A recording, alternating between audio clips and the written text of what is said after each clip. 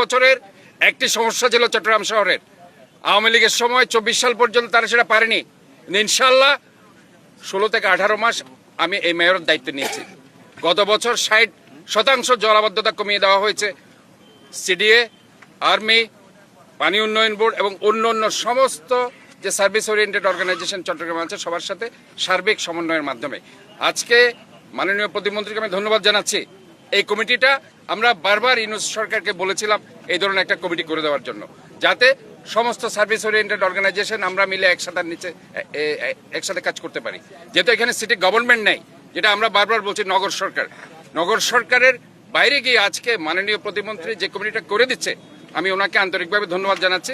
এখন আমরা সব সার্ভিস ওরিয়েন্টেড অর্গানাইজেশন একই ছাতার নিচে বসে ইনশাল্লাহ যে কোনো সমস্যা আমরা সমাধান করার জন্য সর্বাত্মকভাবে আমরা চেষ্টা চালিয়ে যাব।